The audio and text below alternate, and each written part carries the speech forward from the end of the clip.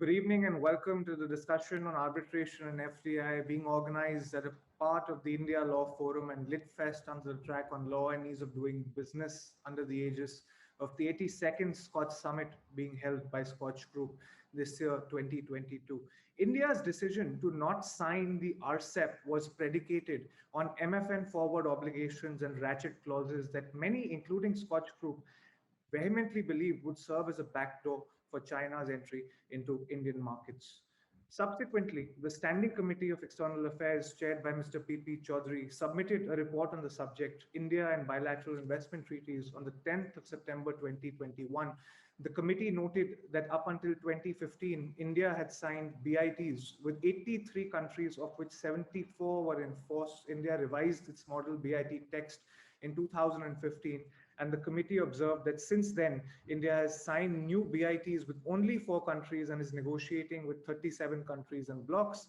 It also noted that India has terminated its older BITs with 77 countries. The committee observed that the number of BITs signed by India after 2015 and the number under negotiation are inadequate. It noted that BITs have the potential to attract foreign direct investment by providing prospective investors with a higher degree of confidence in their investments.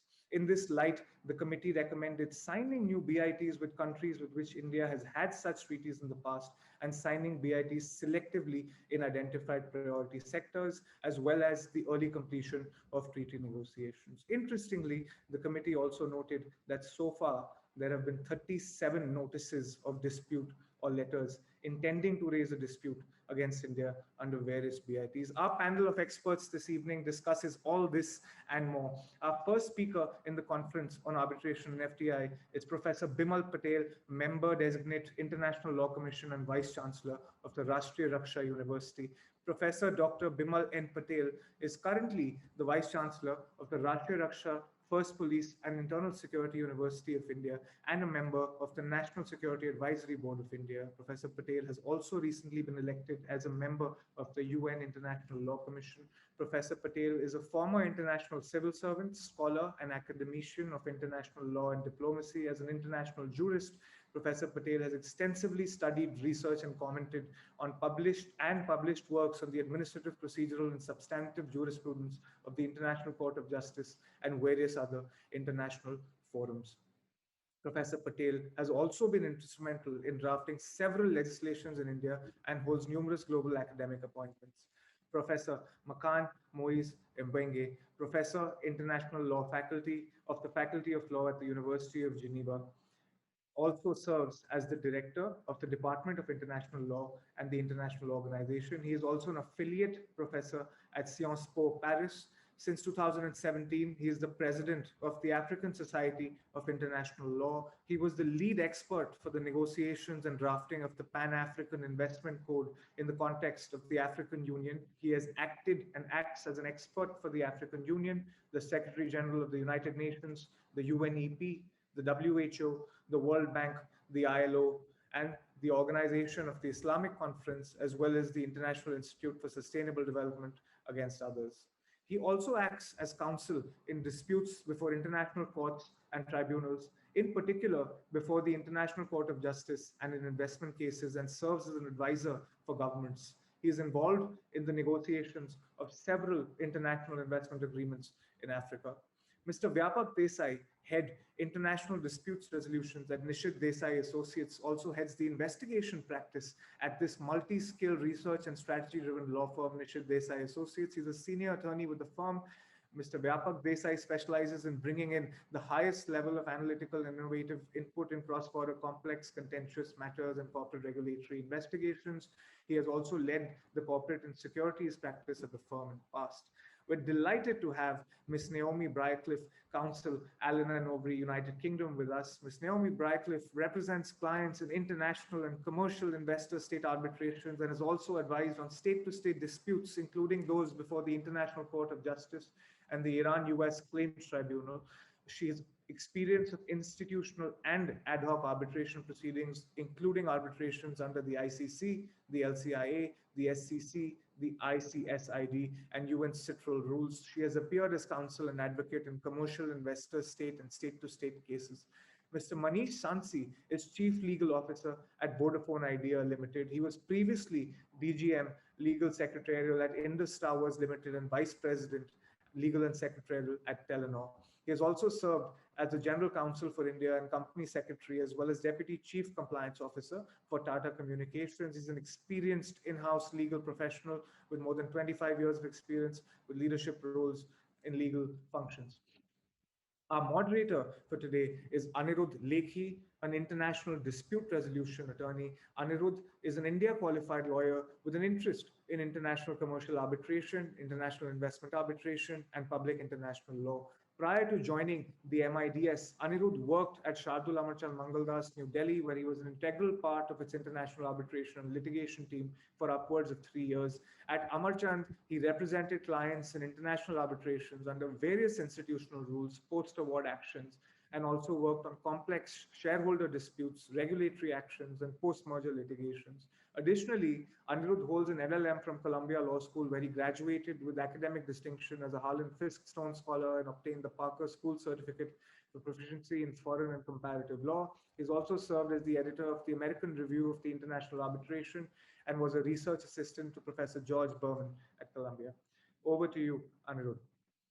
Thank you so much for the introduction, Rohan, and thank you to the very distinguished panel that is joining us here today from various different parts of the world and various different time zones. A very warm welcome to all our viewers who are here to listen to these extremely illustrious individuals.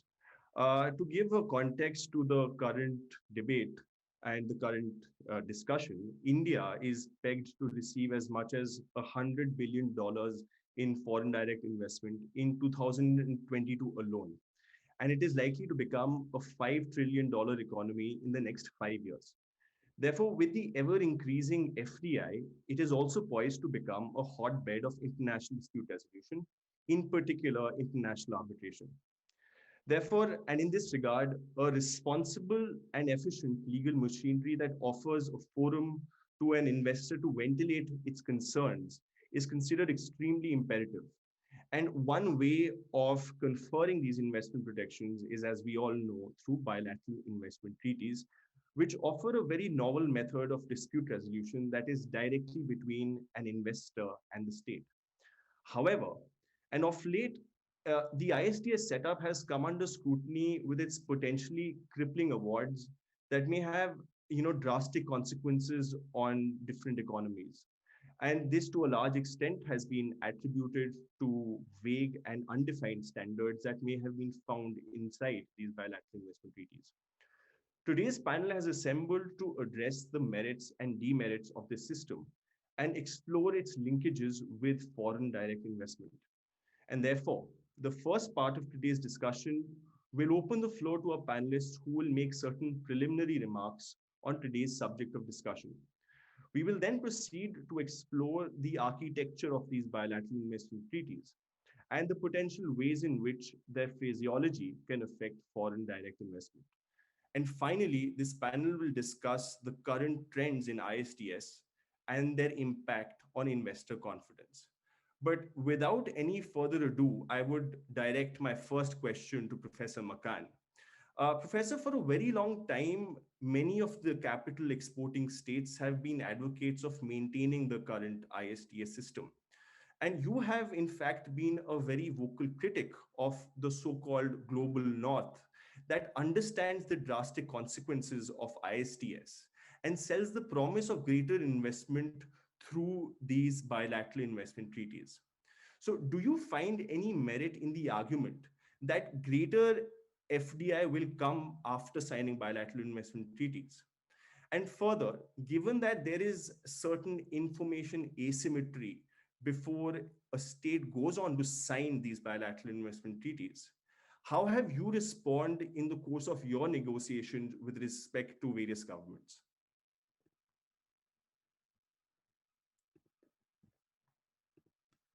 Thank you so much, Anirudh, and thank you again very much to the organizers for the invitation.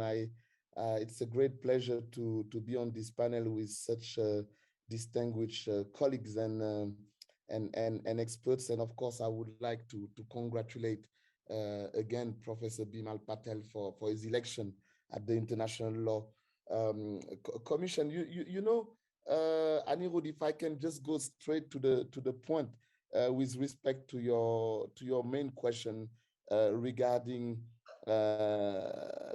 whether bilateral investment treaties can really increase investment flows on the territory of a state. You know, let me just say straight away that no, there is no evidence that concluding bilateral investment treaties would actually contribute or would actually increase investment flows on the territory of a country. You know, I've been working for many countries in Africa, reviewing their bilateral investment treaties policies, and it's very surprising to see that in many countries, when you check who are the countries from which most of the investors would come from, you would see that quite often the host country at stake doesn't have any BIT, any concluded bilateral investment treaty with the country or the countries from which most of the investors are coming from. And I could give many examples. What would attract FDI on the territory of a state is a favorable investment climate. Investors, they go where they know that there would be a favorable investment climate. And bilateral investment treaties, they have not focused on building a favorable investment climate. If you look at the traditional model of BITS, the focus has been only on investment protection. So what is very important when it comes to FDI is actually investment promotion and investment facilitation. This is how you build a favorable investment climate in a country, by promoting investment, and particular investment facilitation is very fundamental. And if you look at the traditional architecture or design of BITS, what you will see is that, you know, promotion is not there, facilitation is not there. Yes, many of those bilateral investment treaties would be entitled agreements on the promotion and protection of investment between two nations, but the idea of promotion, you know, stays or is just limited in the title of the agreement. No mechanisms, no devices are truly put in place to actually ensure that the bilateral investment treaty would be a tool for investment promotion. No mechanisms, no devices are put in place to ensure that the BIT would be also an instrument of investment facilitation. So this is what we really need. If we really want bilateral investment treaties to attract FDI, to be real instruments for investment attraction, then you need to make sure that mechanisms, provisions, devices are incorporated in relation to investment promotion and investment facilitation. And this is why, if you look at the most recent generation of investment agreements, they do no longer focus, at least exclusively, on investment protection. In Africa, we are right now negotiating a future investment protocol to the African Continental Free Trade Area. And the focus is on investment promotion and investment facilitation. So it doesn't mean that there won't be any protection, but you have several provisions insisting on investment promotion and on investment facilitation. If you take the Brazilian model, Brazil has always isolated itself from the traditional dominant model of BITS. And what Brazil has come up with is an alternative that is actually focusing on investment facilitation and investment cooperation. Investment cooperation is also fundamental. It's one aspect of investment promotion.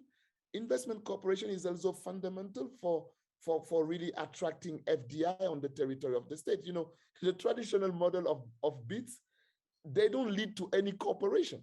The day India has concluded a bilateral investment treaty with a third state, it's the last time that India hears about that BIT. There's no corporation at all that would actually put in place a process that would allow the two countries to cooperate and to foster FDI flows on their territories. So this is another vacuum, another element that is absent from BITS, this aspect of cooperation. And one other aspect that has made BITS quite insufficient or quite, I would say, useless in attracting FDI is that bilateral investment treaties, they do not take into account what we call the investment life cycle. You know, the investment life cycle is based on 5 main phases. You would have what we call a vision or a strategy for FDI. That's the first element of the investment life cycle. Then the second element would be a policy of attraction of FDI. That's the second element of the second phase or second element of the investment life cycle. Then the third element of the investment life cycle would be, you know, policies for establishment, policies, regulation for the establishment of FDI on a territory. And the fourth aspect of investment life cycle is investment protection. So standards that would allow to protect. BITS, they've been only focusing on that fourth aspect of the investment life cycle, which is protection. But you have a fifth very important aspect of the investment life cycle, which is investment retention and expansion. Investment retention and expansion. So meaning, once the investment is on your territory, how do you make sure that you retain it? And how do you make sure that it would expand? Attracting investment without retaining it, without ensuring expansion is useless. And BITS, the problem with BITS is that they kind of nullify investment retention and expansion, you know, because of what? Because of ISDS. Because of ISDS. You were asking me what is, in my view, the main problem, the main drawback with ISDS. The main problem is that ISDS is not focusing on dispute prevention. ISDS is very confrontational, in particular, the investment arbitration, the investor-state arbitration aspect of ISDS is very confrontational. It puts the investor and the host state always in a confrontational relation. But if you want really to retain investment, to expand investment, you need to think about investment dispute prevention. Make sure that when investors have difficulties on the territory of a state, that they would have access to grievance mechanisms, that they would have access to alert mechanisms, that they would have access to aftercare mechanisms that would actually allow them to alleviate, to de-escalate their dispute with the host states. And this is how you build a win-win relationship. So ISDS itself, which is the core element, the core provision of BITS, is not the right tool for investment retention and expansion because it is confrontational. Once you have a dispute between an investor and a state, it destroys the investment relationship because an investor that pursues a state, that sues a state and asking that state to pay $1 billion, I don't know how many $billion, will of course not stay in that country. And this is also very damageable to the reputation, to the image of the country that is being sued.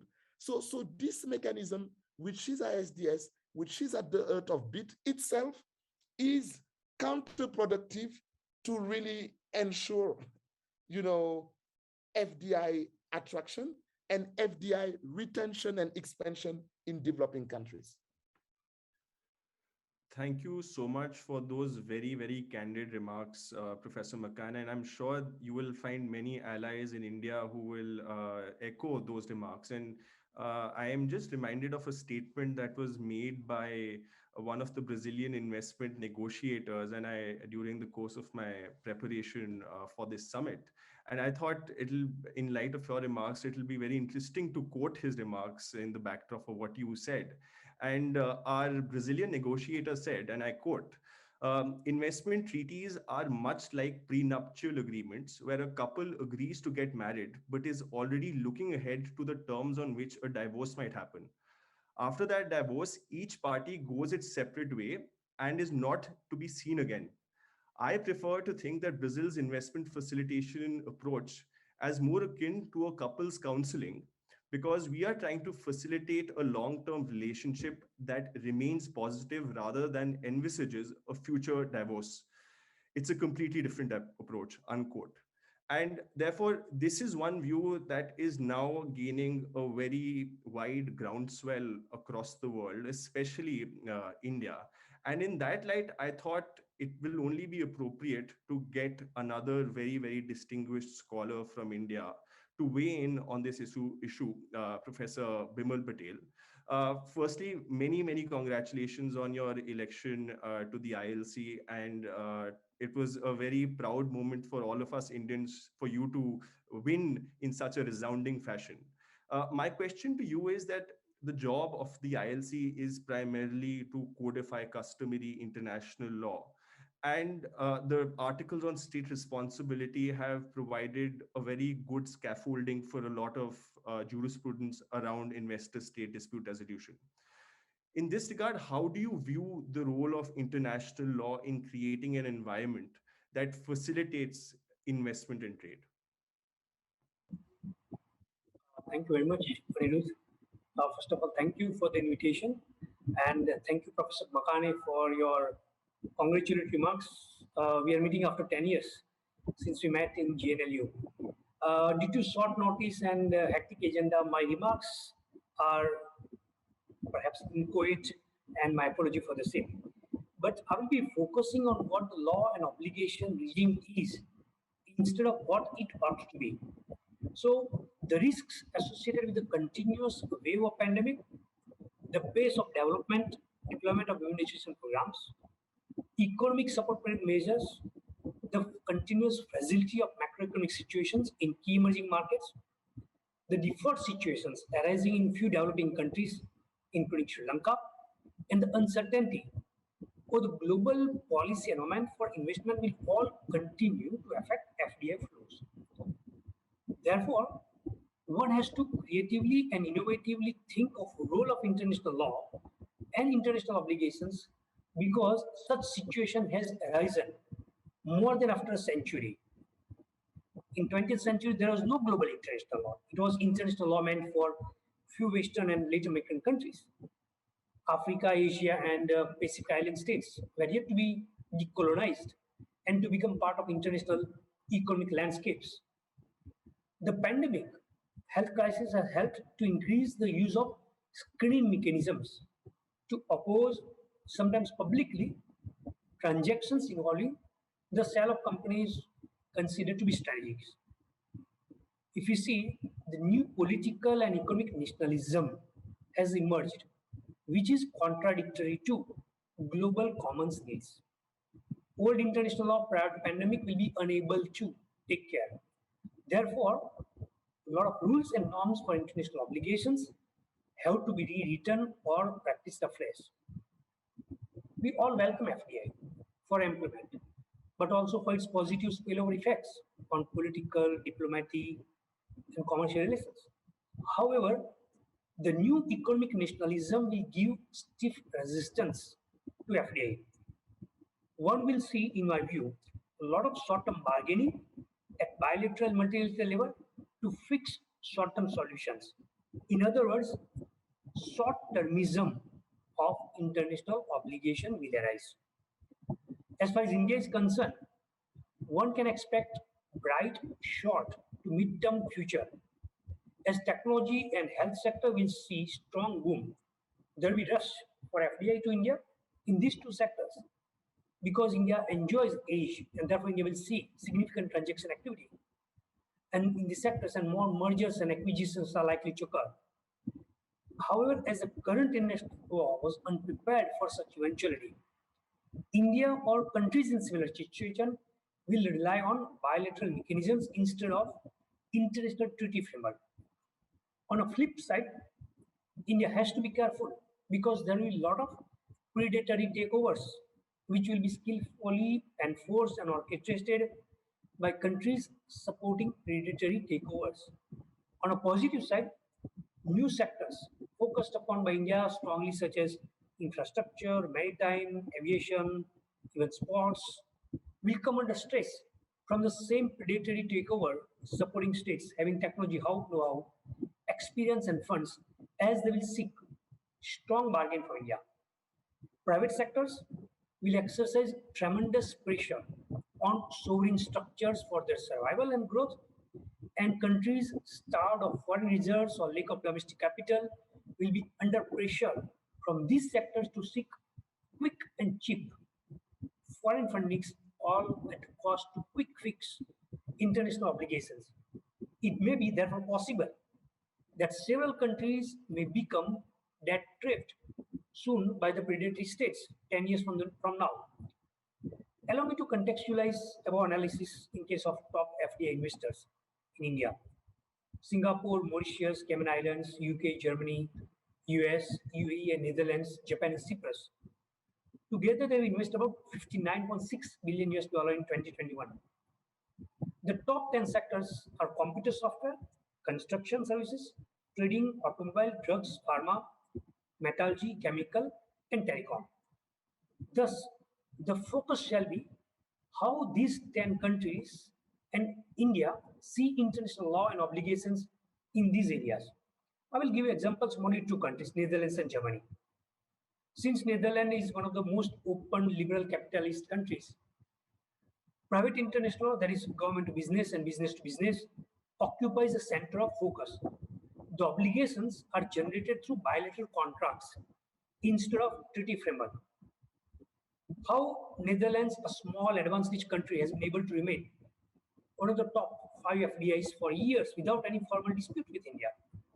Over more than 200 Dutch companies are there in India, and as I said, obligations are largely based on contracts than treaty law. Indian companies too are making major acquisitions in Netherlands.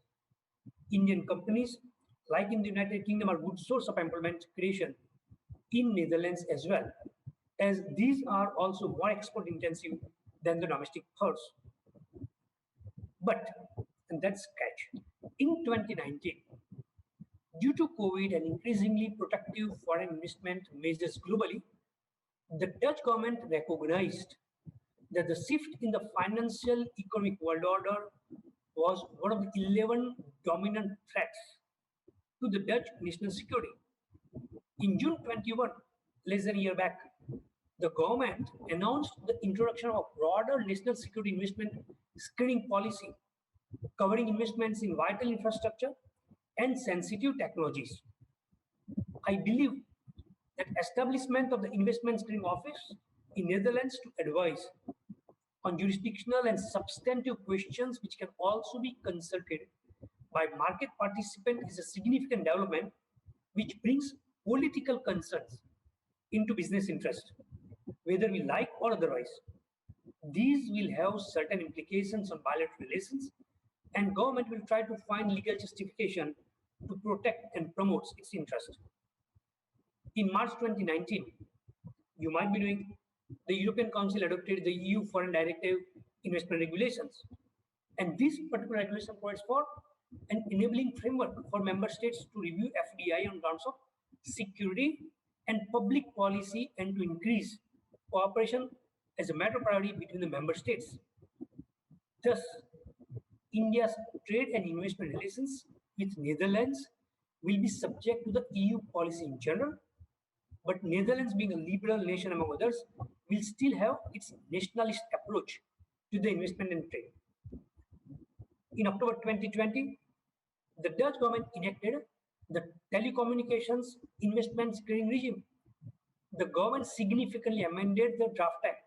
Since telecom is an important area of collaboration, incoming and outgoing flow of investment will be subjected to this additional layer of scrutiny which was absent earlier.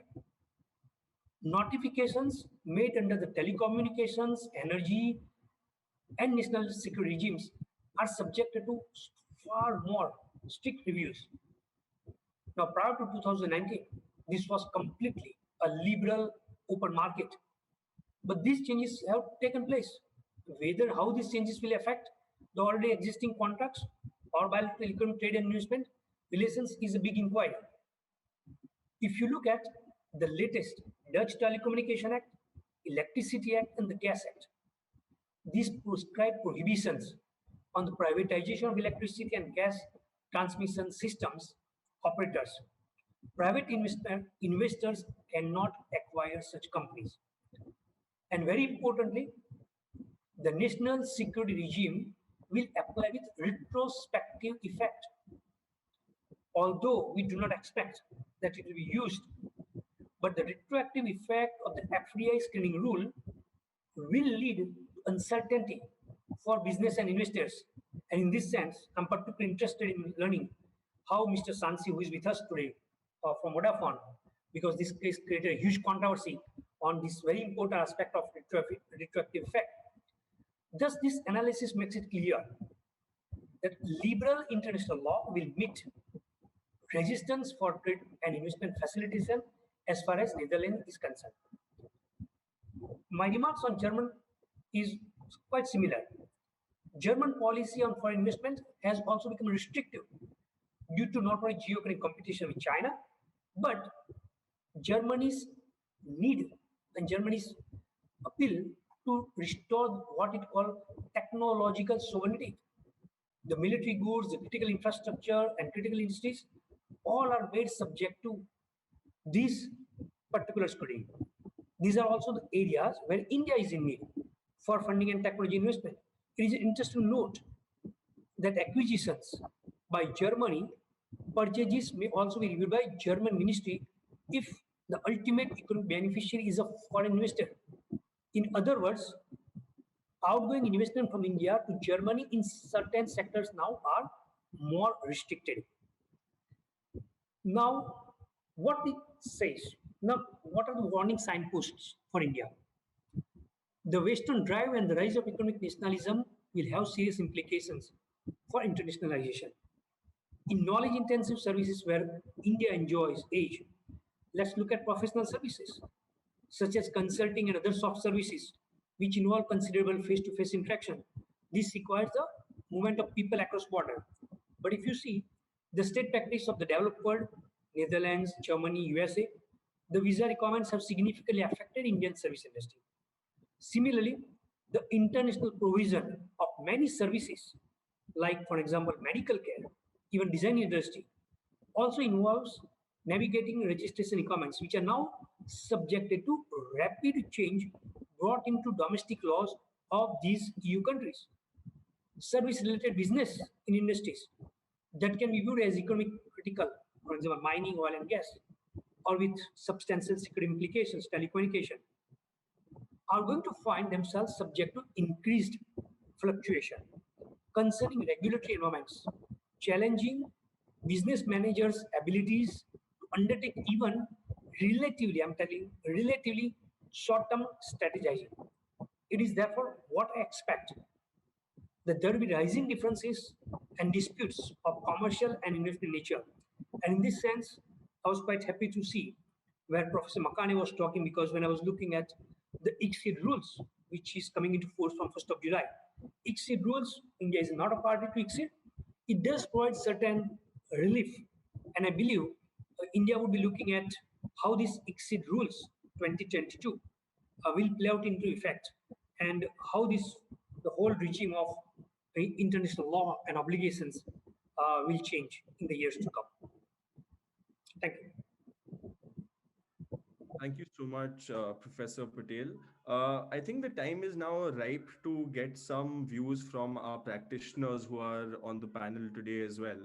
And in this regard, I would just like to say that, you know, the ISDS regime generally involves some kind of jostling between the government that wants to regulate, as well as the investor who wants to seek investment protections.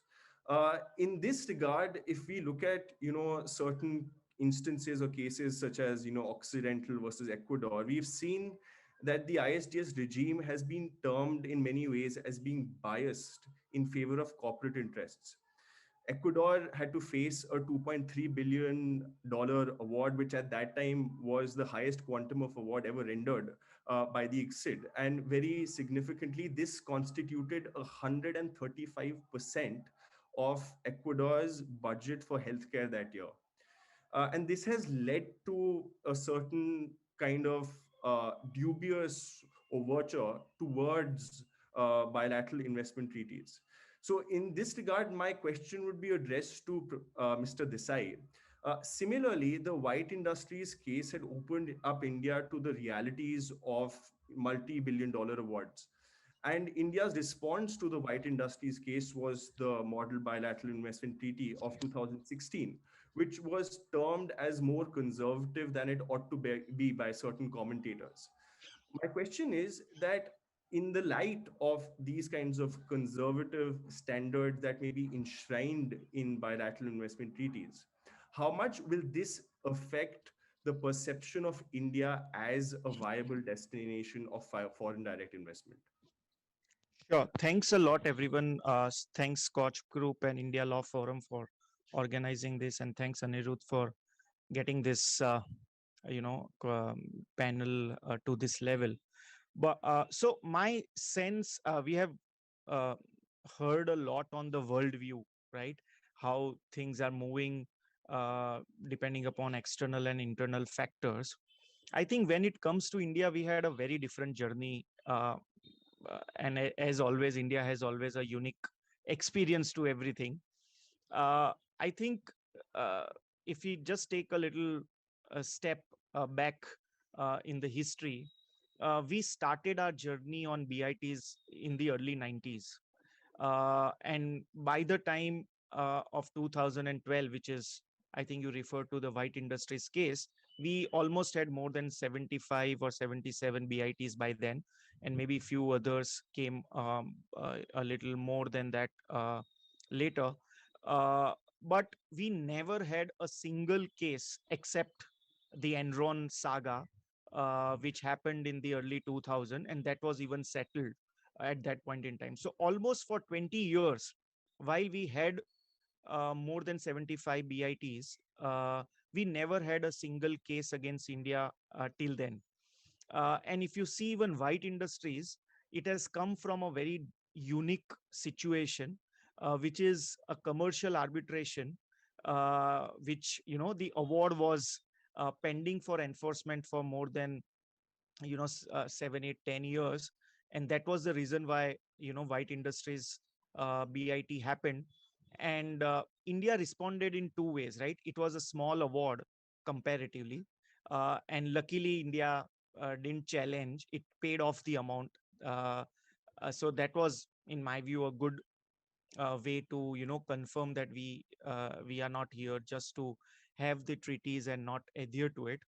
On the other hand, it definitely in 2012 had huge impact on the FDI, investment regime so far as India is concerned. I think the brand India at that time definitely took a beating.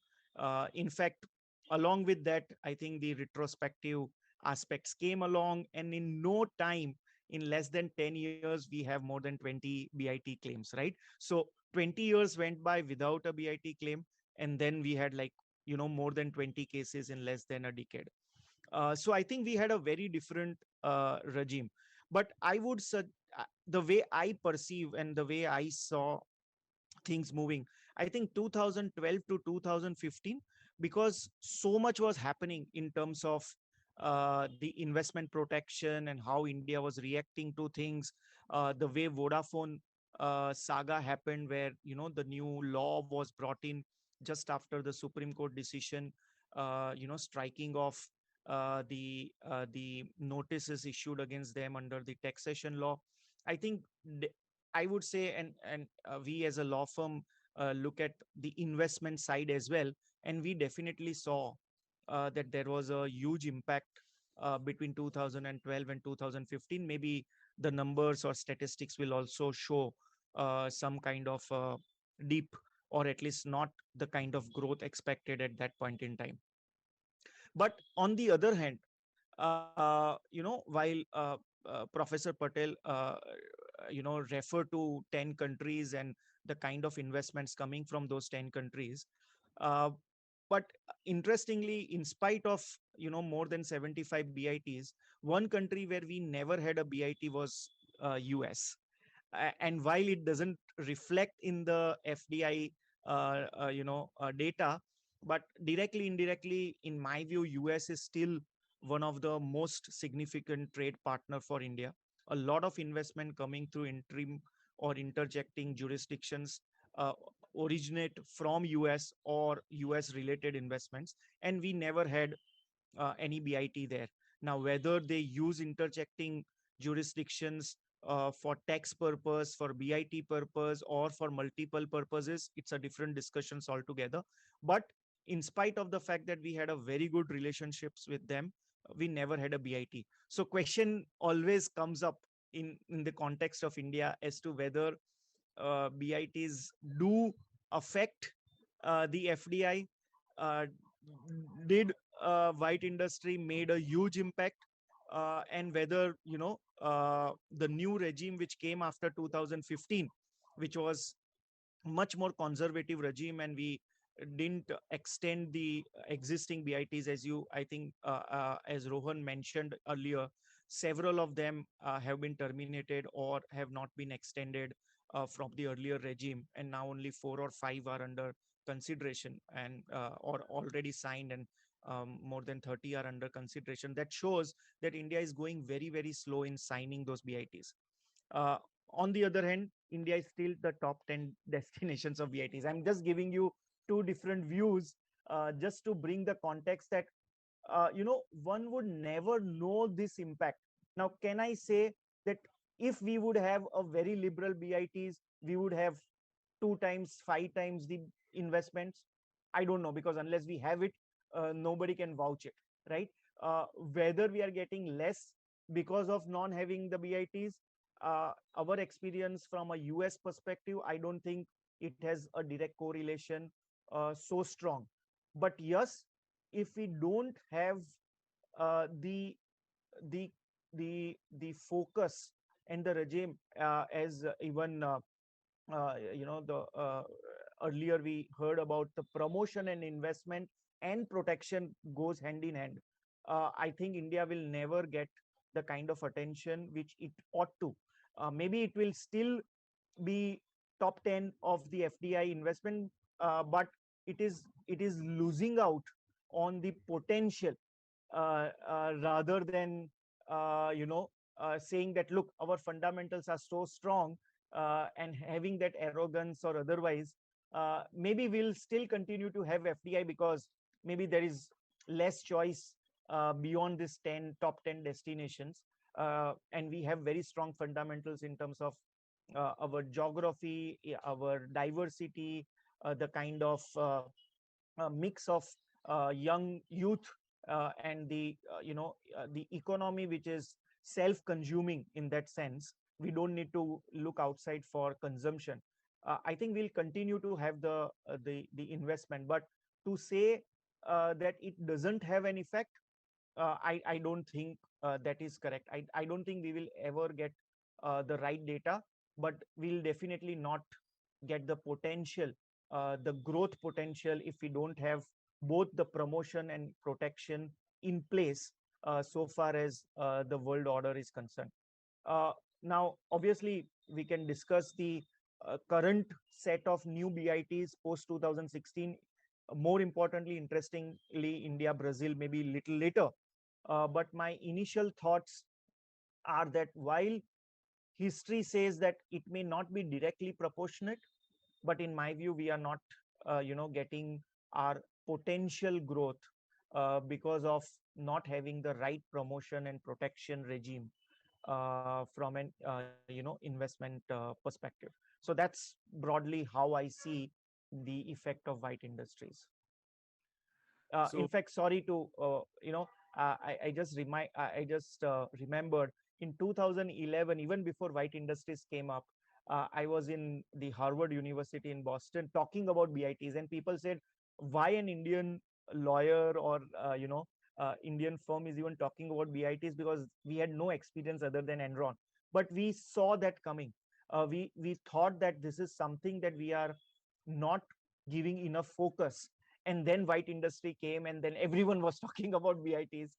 And till 2015, definitely it was not a great time. Yeah, thank you.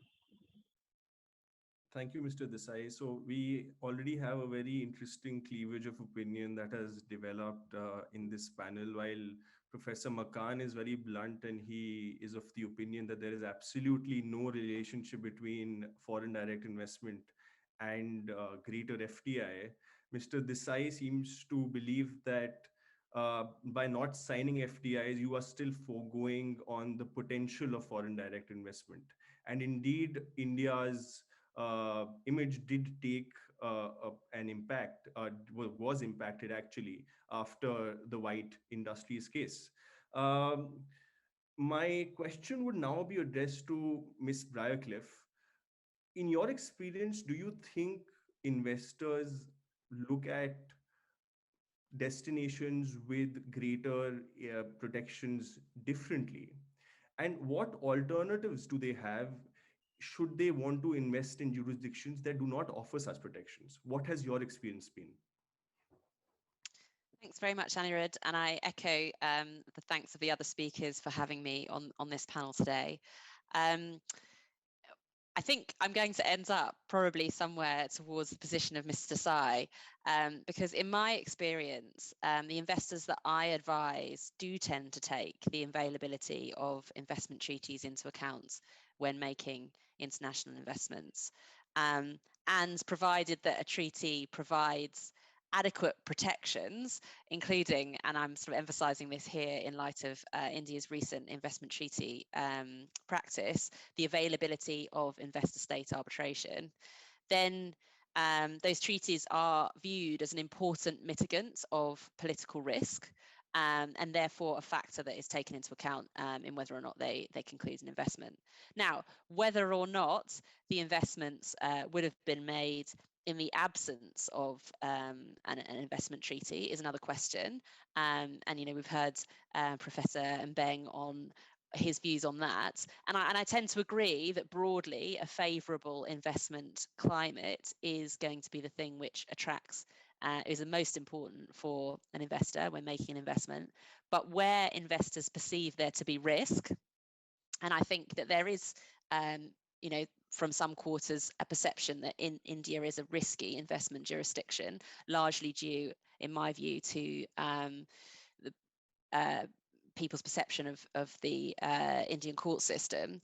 And then in those circumstances, investment treaties can help investors to get comfortable with investing in that environment.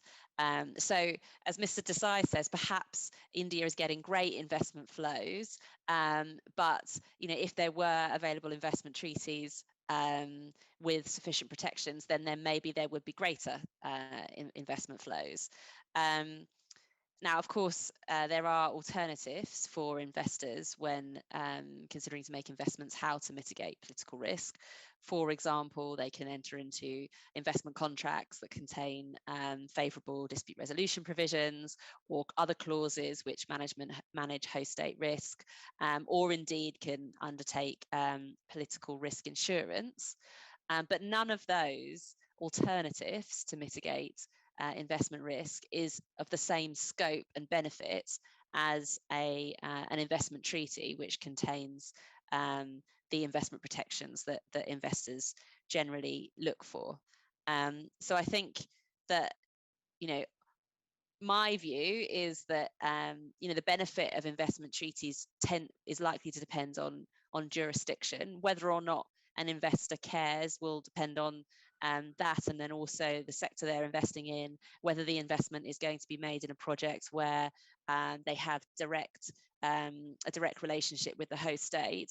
And in those circumstances, probably an investor is likely to consider, well, what recourse would what luck would they have in getting recourse against that state if there were to be a problem before the host state's national courts, or if they have investment treaties, or if they have, international commercial arbitration in their contracts, will they be able to enforce that award? But where they have any doubts about that, and in my view and in my experience, some investors do have doubts about that, in the context of investment in India, then an investment treaty, the possibility of investment treaty arbitration becomes very important. It's very interesting to know that investors do actually look at these investment protections before they venture into making that investment in a territory. And it's very refreshing to know that you have also seen investors do that in your practice. But if we look at the current BITs, we will also notice that the architecture of these BITs is also gradually changing. And to give you one example, the the Indian Model Bilateral Investment Treaty from 2016 did away with the FET standard completely, and also changed the definition of expropriation to eliminate judgments and arbitral awards. So whether an investor would then, maybe change its perception about whether it wants to go ahead with an investment or not, will be interesting to see in light of these changing standards in bilateral investment treaties. But specifically with respect to investment contracts, an investor has many forums before which he may have recourse. An investor may have recourse before an arbitral tribunal, and he may have recourse before the courts of the national jurisdiction, or may also invoke investor state arbitration. Mr. Sansi, in your opinion, in light of broadly worded treaty protections, would you recommend arbitration under a treaty as the best available alternative? And do you believe that such broader and open-ended treaty provisions makes the recourse to treaty arbitration more amenable to an arbitrator, to an investor?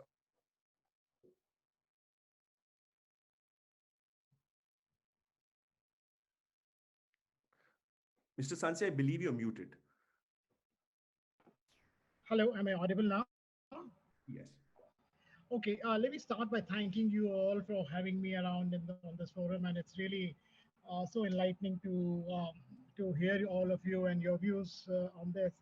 And before I get into the specifics of answering to the point that you raised to me, I would just want to elaborate and put forth my view on the issue of, or on the point of, a must-have or good to have investment treaty. And I'm going to sail in between the two positions that have been taken thus far, between what Mr. Makane said and what Mr. Desai just now said.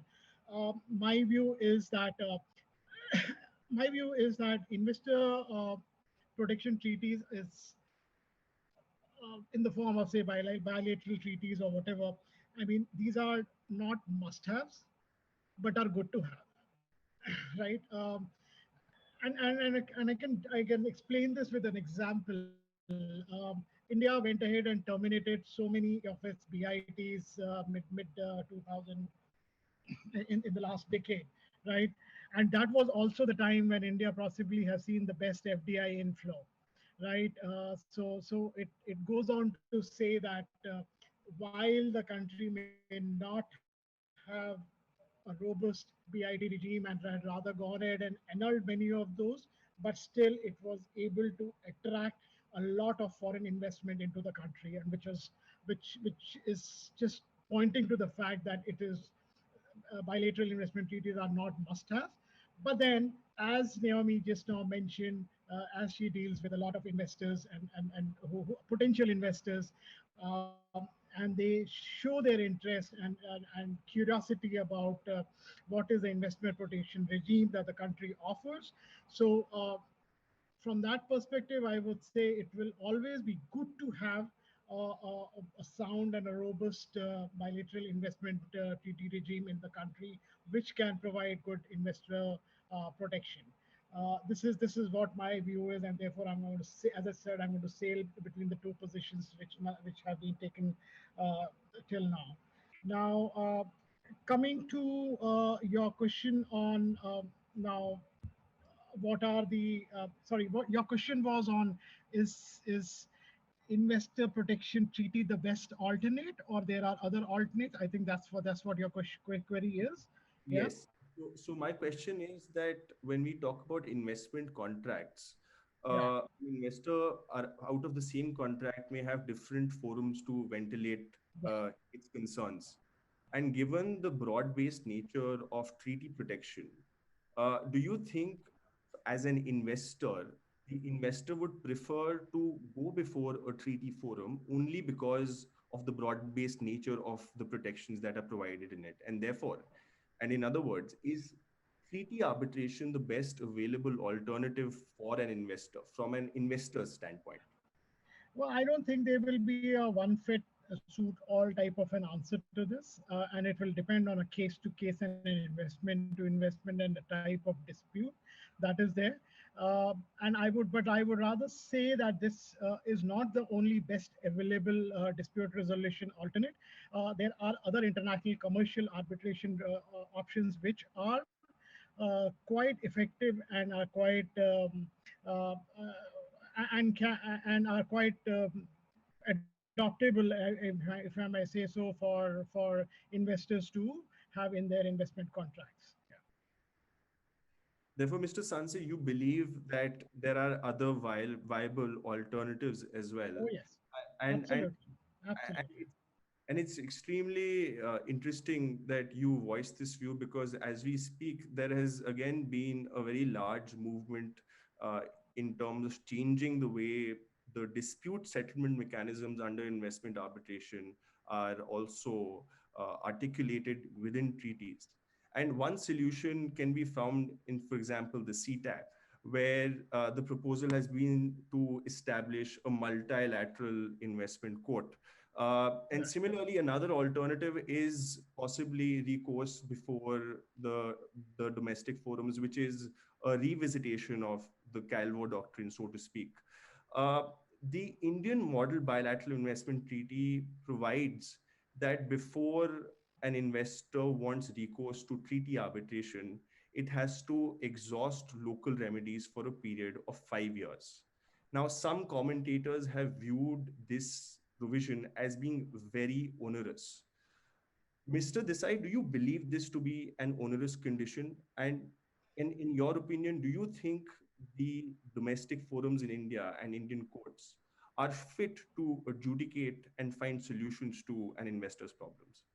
Yeah, I think it's a very interesting provision, and the pendulum has shifted, right? I think pre 2015, the way the investment treaties were negotiated, it was all about India being an capital importing country, and then we got our own confidence on our own internal macro level strength rather than the micro level issues.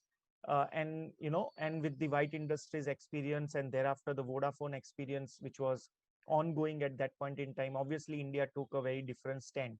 Now, uh, going through the local available dispute resolution mechanism, came about along with many other uh, uh, different aspects which came in the model BIT. But let's look at this in a little context. I think it's not only India, but world is moving away from the way the regime for investment treaty or bilateral investment treaty protection or the dispute resolution mechanisms were, pre 2010, pre 2015, and what it is today. Many other countries, not only India, have taken even more stringent and conservative approach than what India has taken. So I think rather than being very critical about India, I would look at this as a trend worldwide.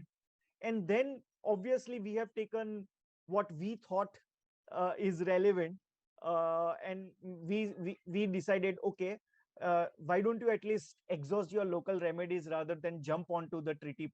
Look at it from that context. Now, from a macro level perspective, right, when it comes to micro level, I agree with you. It's not an easy task to understand that when we have 30 million cases pending in country, to say that a foreign investor would look for local remedies. In fact, white industries is a classic example of a BIT because of pendency in local remedies, right? So it's a, in a way, it's a contradiction. While we faced an investment treaty protection because of non-availability of local remedies, now we are imposing local remedies as part of precondition to BIT, claim. So I think somewhere we will have to uh, put our internal processes in place. We have to put, as I think Manish also referred, that there are other ways to deal with this situation.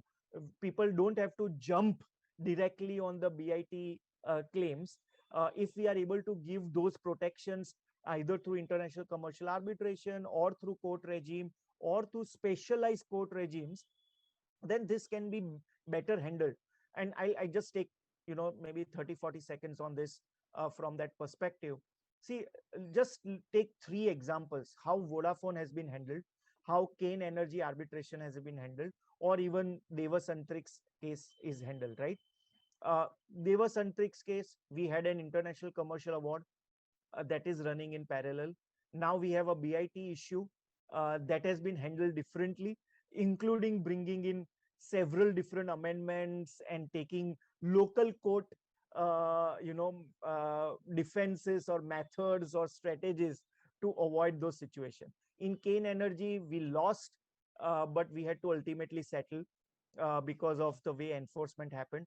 And Vodafone started, uh, if I may use the word, vindictive in a way of the Supreme Court order, and then we are at a stage where to justify a retrospective amendment is becoming a problem, right?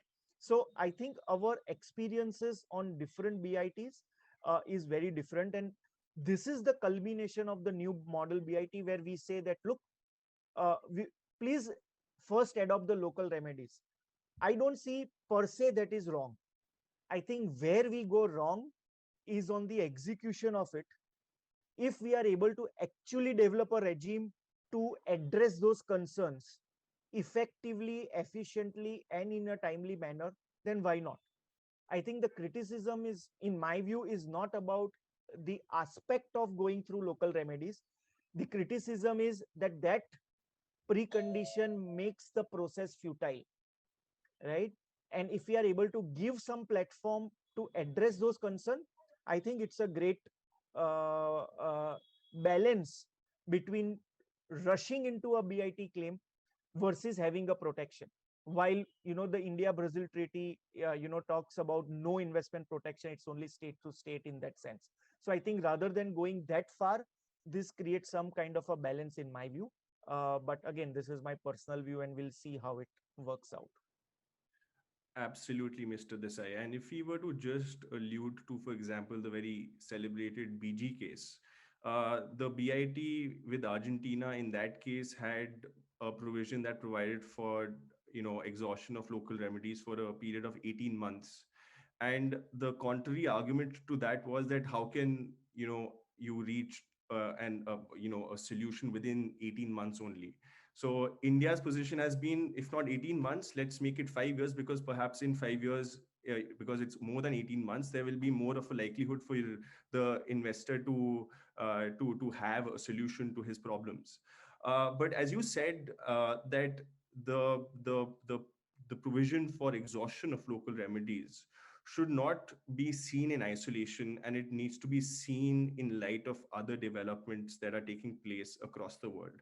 And perhaps the most obvious country that comes to my mind is South Africa, which in 2015 also terminated all of its bilateral investment treaties and provided for the investor to actually approach the local South African courts. And if that did not yield to a solution, then the provision was to enter into conciliation with the government of South Africa. And therefore, your views are actually very well taken, that the provision for exhaustion of local remedies should not really be viewed in isolation. Mr. Patel, there has been now a growing trend away from multilateral dispute settlement, where countries like India are entering into free trade agreements that provide for their own unique ways of dispute settlement, which are not like the traditional ISTS model. Do you find any merit in this approach? Uh, Thank you, Neeraj. Indeed, one witnesses an increasing trend for specific free trade agreements in India. Does this mean that a deep dislike for free trade amounting to distrust of FTAs enabling foreign producers unrestricted access to domestic market is fading away? Or, for example, is India saying that FTAs are non-inimical to the national interests, such as economic sustenance of local producers and achieving self-sufficiency? What one can think is that given the conspicuous lack of support for free trade in India, Indian trade policy is expected to become narrow and restricted in scope. The trade engagement, in my view, is likely to be selective, focusing on partners with whom more trade would be furthering the specific national interest, like expanding export oriented domestic production without facilitating imports. India's withdrawal from domestically much criticized RCEP reflects the profound influence of inward looking mindsets on India's current and near term trade policy, making India's trade outlook more circumspect and selectively engaging. For example, India would be interested in pursuing more beneficial, quote unquote, FTAs like the one with the Bay of Bengal. Uh, the BIMSTEC country, Bangladesh, India, Myanmar, Sri Lanka, as the largest economy in this grouping of countries, that is BIMSTEC, India's economy and geopolitical heft would help India in fashioning an FTA tailored to its advantage. And as we all know, import threats from most BIMSTEC members, except Thailand, are limited. Indian exports to these countries would increase further from tariff cuts in the FTA, as would Indian FDI through liberal inward investment rules, enlarging the prospects of Indian business, creating value chains around this entire BIMSTEC. So having an FTA with countries around the Bay of Bengal also will help India geopolitically, principally in terms of countering, let's say, Chinese influence in these regions. So what I do expect is that India will be pursuing beneficial FTAs. And therefore, when I was listening what the Prime Minister Johnson was saying last week, that the FTA with Britain would have been concluded by sometime, let's say, in October, November. So on one hand, though Britain itself is going to have much more inward looking, because it's going to have FTA with the European Union as well. So how these dynamics will work out, that will be quite interesting to see. But at least in the near future, I do see that India will prefer more beneficial FTAs like what we with BIMSTEC than what one would expect, bigger like big multilateral RCEP kind of treaty framework. Right, Professor Patel.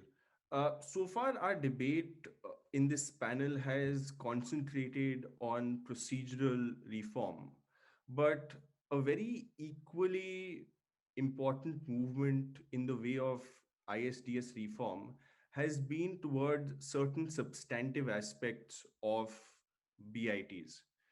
And Ms. Briarcliffe, there has been a move away from the traditional bilateral investment treaties in some of the recent BITs that are being signed. And the move has been towards a new world that imposes investor obligations.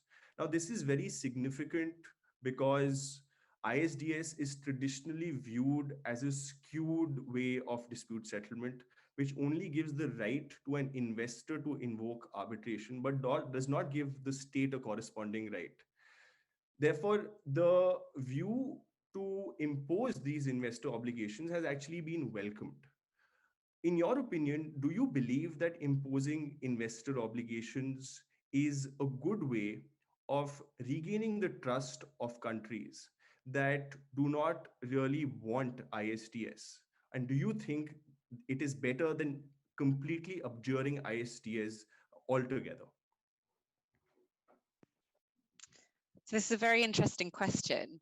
I think broadly, in my view, if a state is of the view that they don't believe that investor-state dispute, investment treaties encourage investment flows, and they don't want ISDS, the best position they can be, they can take is just not to sign these treaties. But I think that that from, as I've sort of explained, I think that position would be short-sighted, given that I do think that there is some benefit to these treaties in encouraging certain types of investors. As to whether including investor obligations is a fix for rebalancing treaties, I'm not convinced. Not because I think there's anything wrong in having investor obligations, and I do think that if they were to work, it would create some sort of balance. But the problem is, at the moment, the treaties that I've examined, I think the investor obligations are somewhat aspirational as opposed to being effective. On the basis that these are treaties that are concluded between two states, on what basis does the obligation come into effect? At what stage does it come into effect? We haven't yet seen any cases in which these obligations have been tested, but I see some real jurisdictional issues in them working as things stand.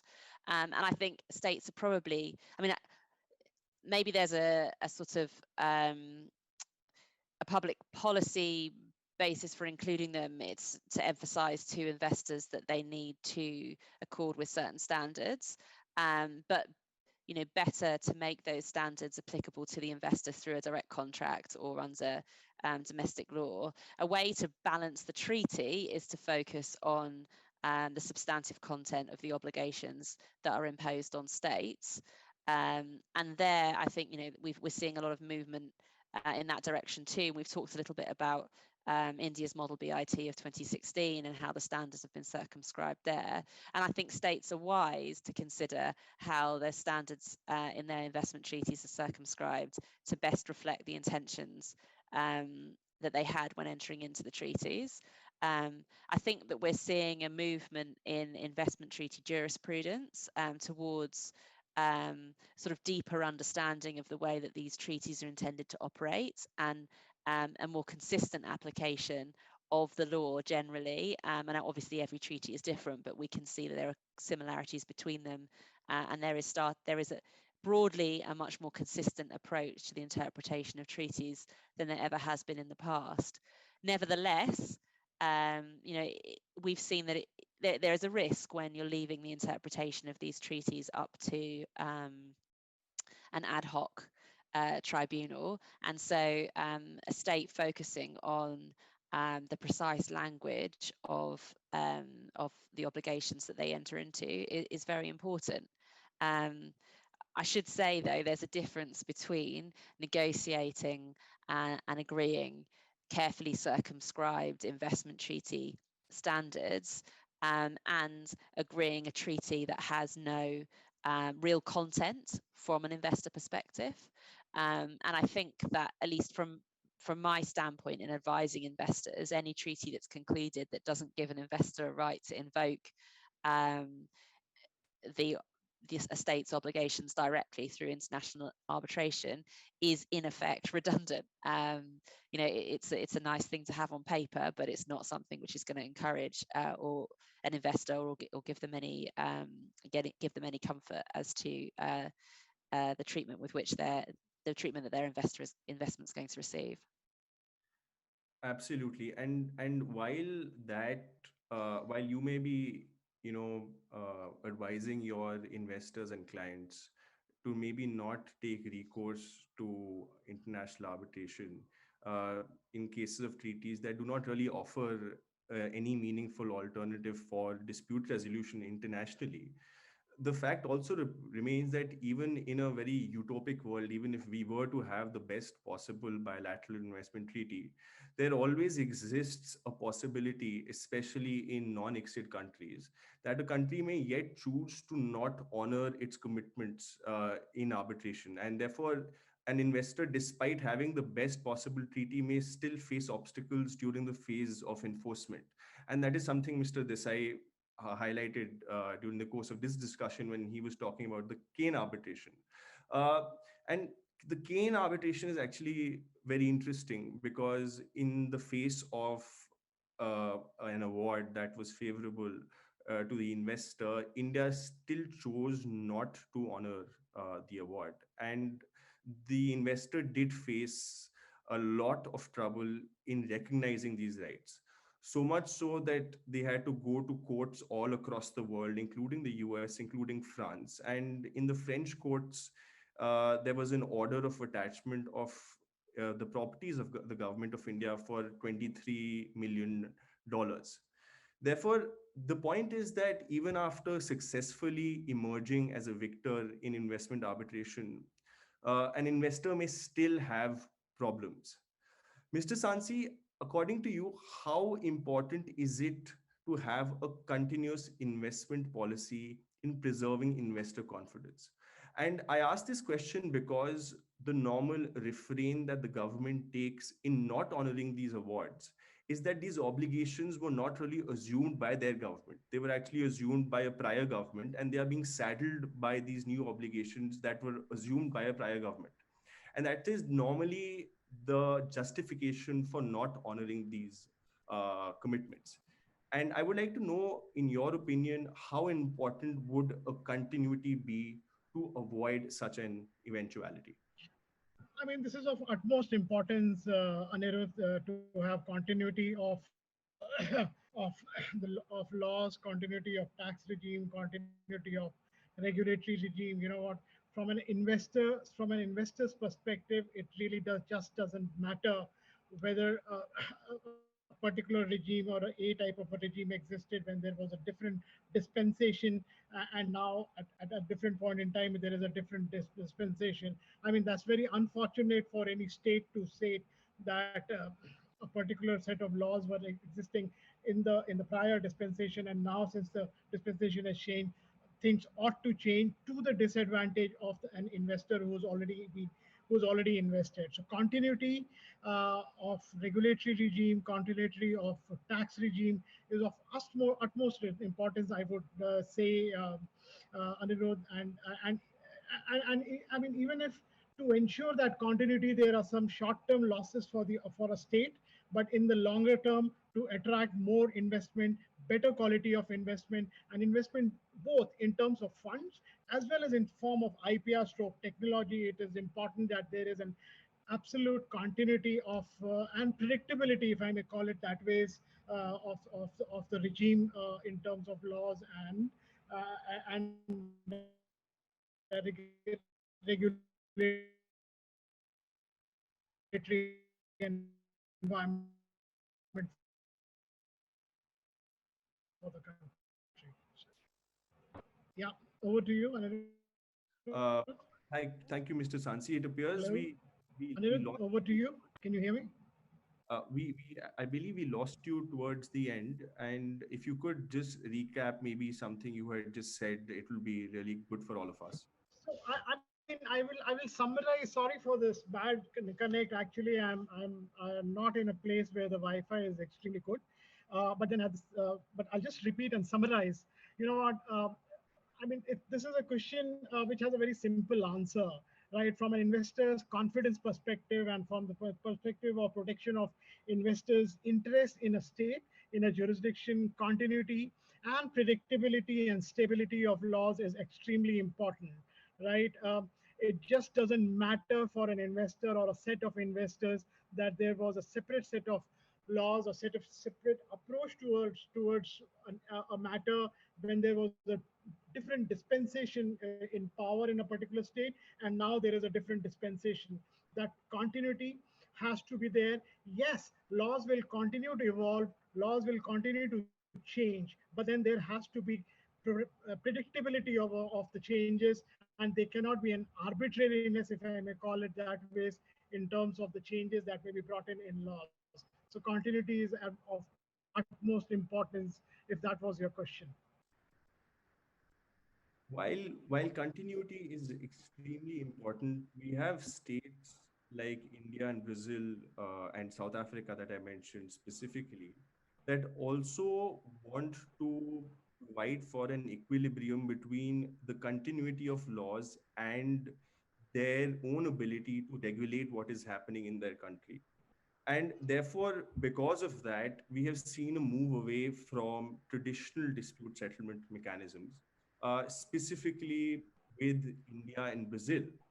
Now, India and Brazil signed a bilateral investment treaty in 2020 that provided for the investment facilitation way of dispute resolution.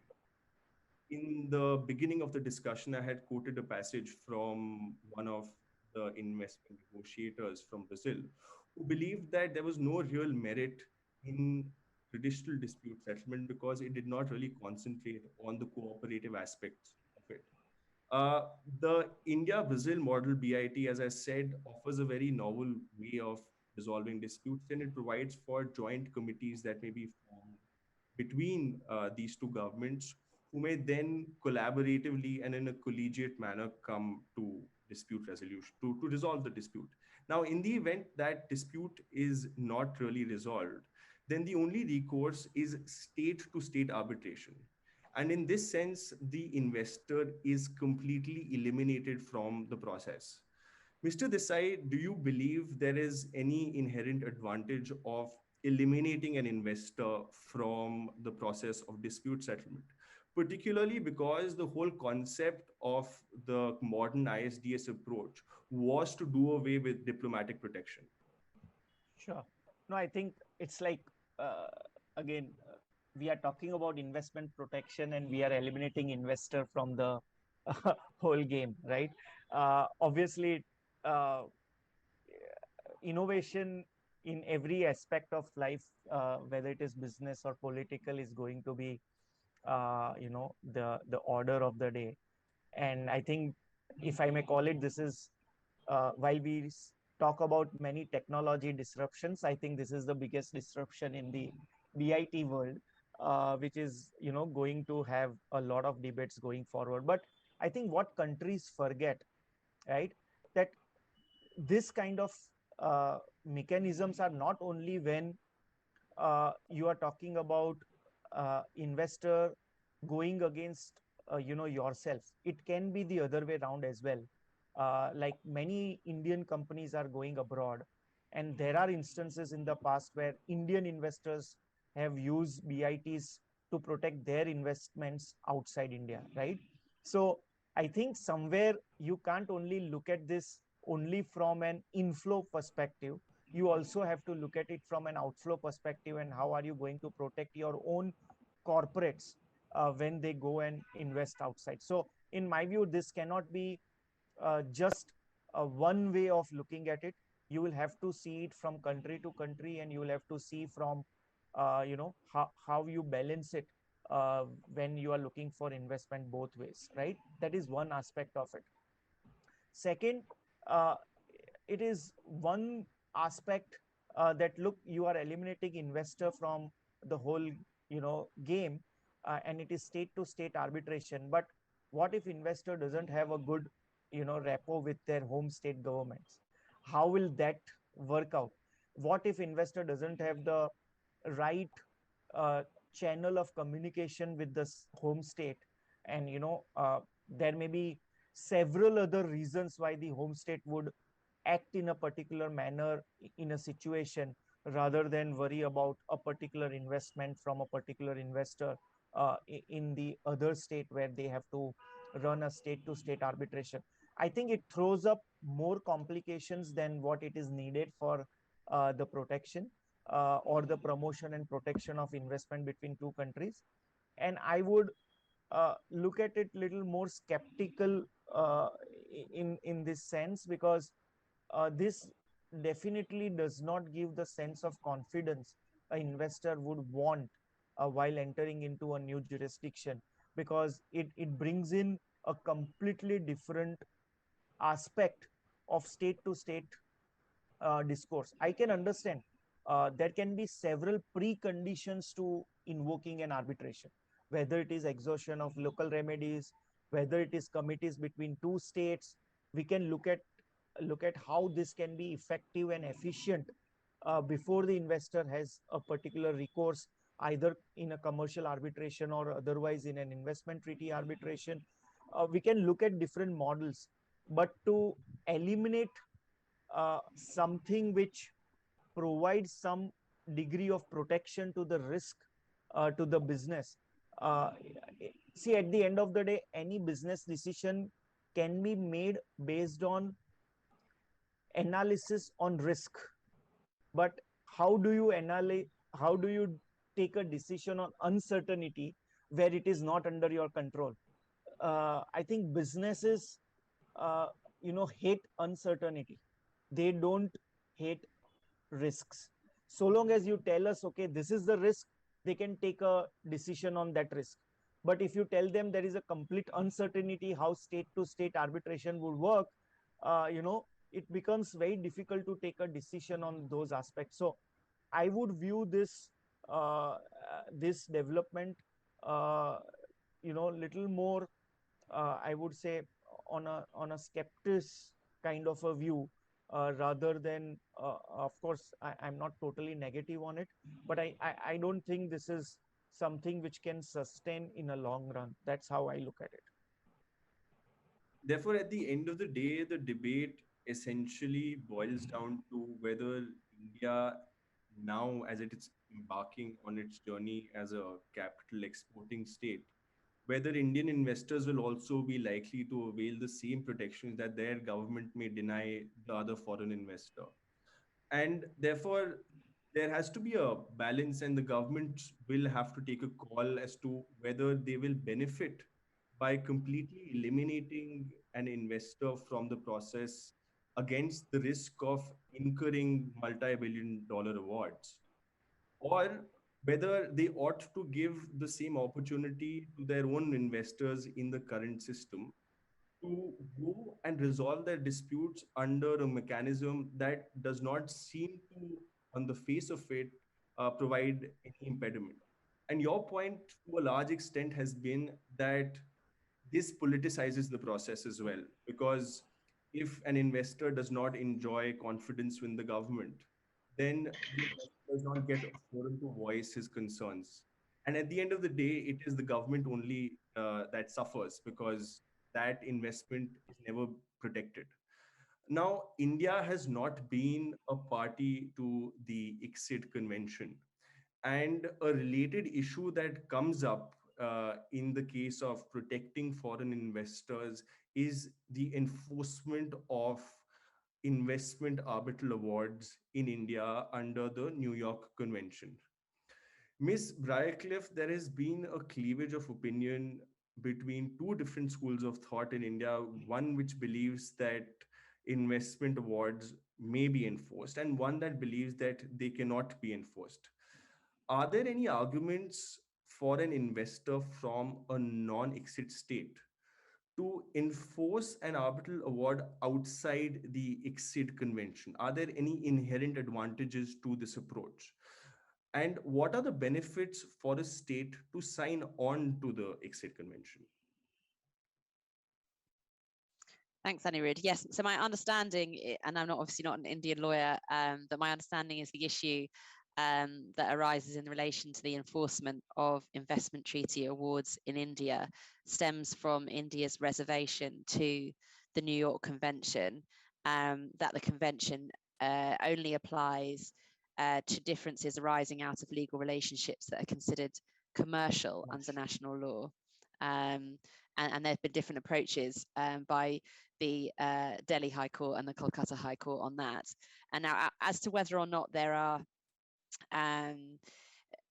there are arguments for construing the position in favour of the enforcement of investment treaty arbitration awards under Indian law. I can't answer, but from a public policy perspective and thinking about third states, as you mentioned, yes, there is an argument in favour of that construction, or indeed, India clarifying its position to make investment treaty awards enforceable, because there's very little benefit to having, well, from an investor perspective, the possibility of recourse against a state if an award can't ultimately be enforced against that state. And now it might be possible to enforce an award in a third state where a state has, where the host state has assets, but in most instances, the majority of a state's assets will be in its own jurisdiction. And so an investor will want to be assured that they are able to enforce an award domestically. Now, of course, everyone hopes that a state will comply with an award voluntarily, but it doesn't always happen. And I think from India's perspective, or any other state in India's position, the benefit of having enforcement under the New York Convention is, of course, that there is some degree of a national court review of awards before they're enforced under the New York Convention. There are limited bases on which a national court can find that an award is not enforceable. For example, if it contravenes public policy, or if there is an issue with there was an issue with the tribunal's jurisdiction. And they're very limited grounds, but they do exist.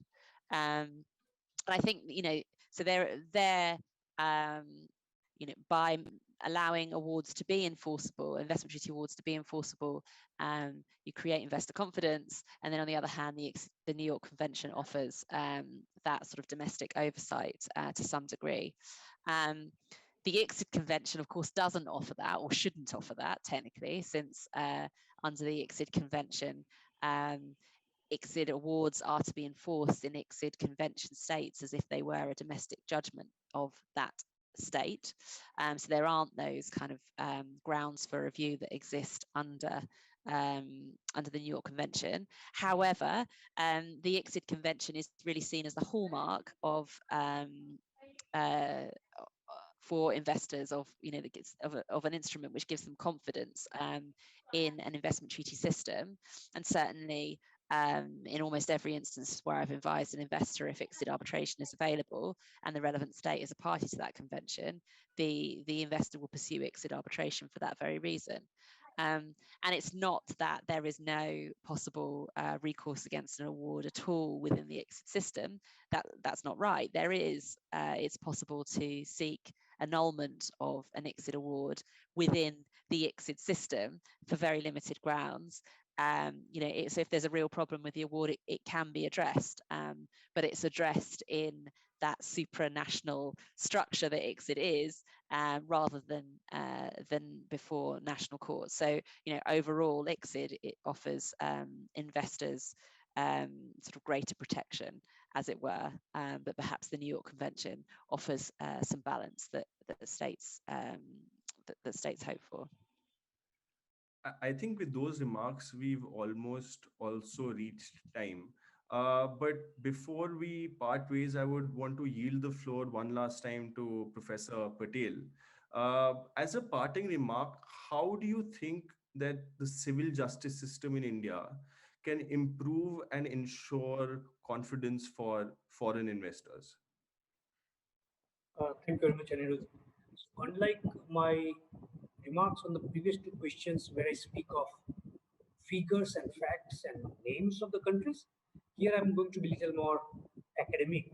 So if you see the last 10 years of jurisprudence and also the legislative framework of India, it demonstrates clearly the critical role of justice for fostering a healthy business environment, enhancing growth, improving access to public services, curbing corruption, and also restraining the abuse of power.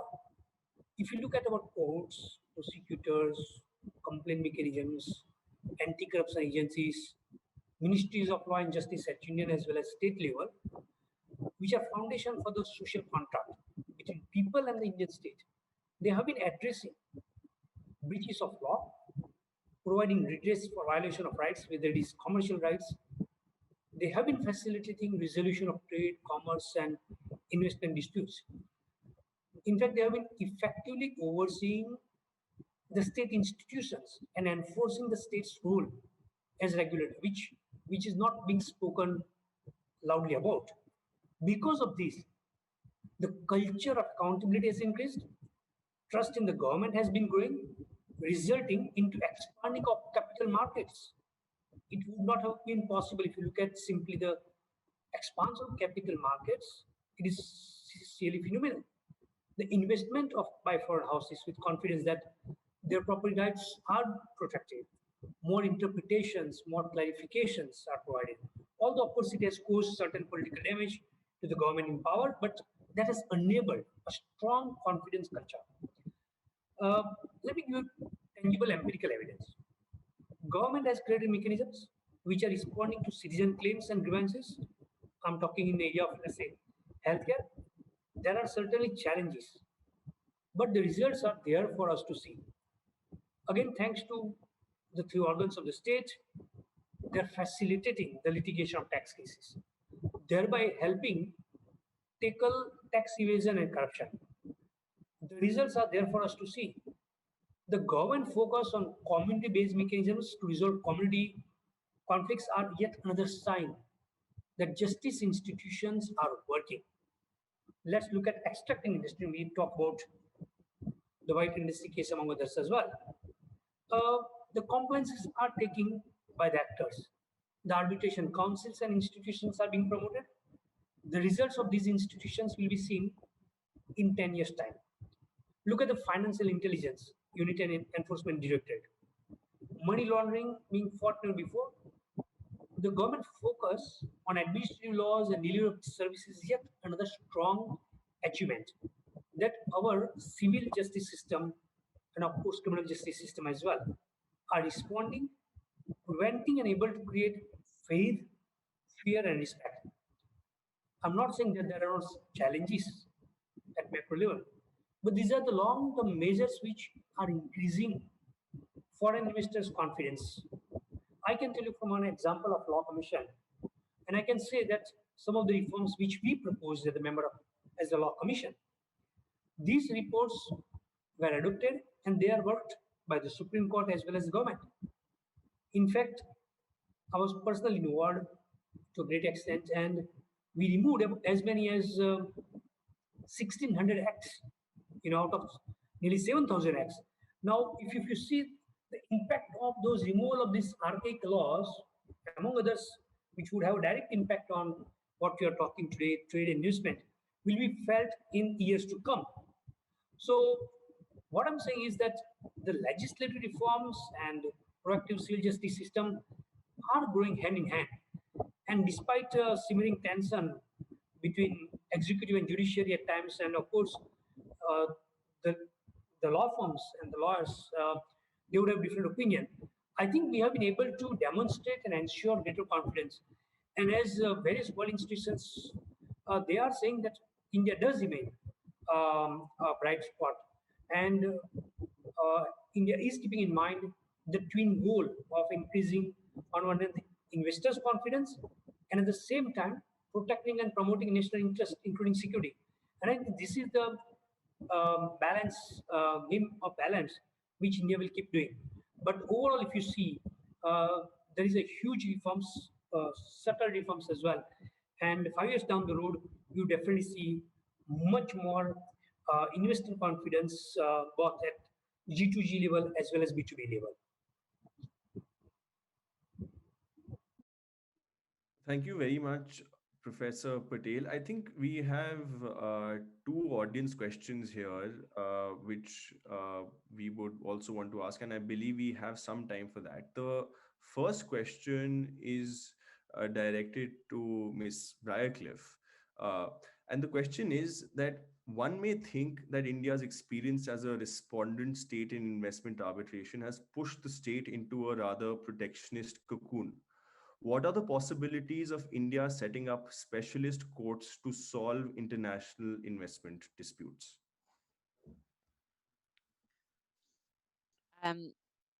I mean, it's a question for the Indian government, related to its own sort of capacity and interest. But that's certainly an option which is being looked at very closely by other governments around the world. In particular, states in the European Union are very clearly pushing for the establishment of an investment court as being a solution to or an advance on investor state dispute resolution before ad hoc tribunals. And of course, at the moment, there are very detailed discussions ongoing before UNCITRAL Working Group 3, in which I believe India is participating, discussing whether or not there should be universal agreement on the establishment of some sort of permanent institution to address investment treaty arbitration. Now, we probably don't have time to discuss all of the pros and cons of that option. If it were to lend greater confidence from both the investor and state side in the investment treaty system, then I can see arguments for it. But from a practical perspective, whether it really moves the dial and makes a difference, I'm not convinced. I think that there are some serious cons from a kind of efficiency and cost perspective. But I don't really think that the reason this alternative is being proposed is actually to sort of to improve the system from a kind of procedural perspective. I think it's more about restoring confidence in the structure overall. Thank you. And our second question is addressed to Mr. Desai. And the question is, India has terminated 68 bilateral investment treaties recently and is negotiating new ones based on the 2015 model BIT. How do you think that is impacting investment in India? Yeah, I think we covered that a little bit during our discussion in some form. But as I said, this is not an India phenomena, right? I think as Naomi also talked about, Europe moving out of an arbitration regime to a court, dispute resolution mechanism, and there also newer provisions are coming in terms of what kind of state-to-state protections will be granted in those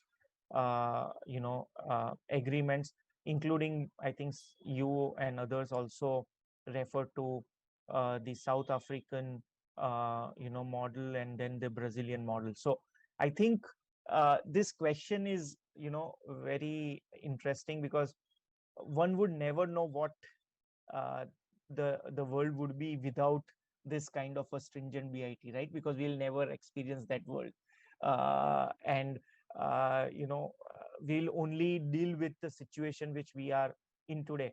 But my short answer is definitely it is one of the criterias for an investor to decide on the jurisdiction they want to go into.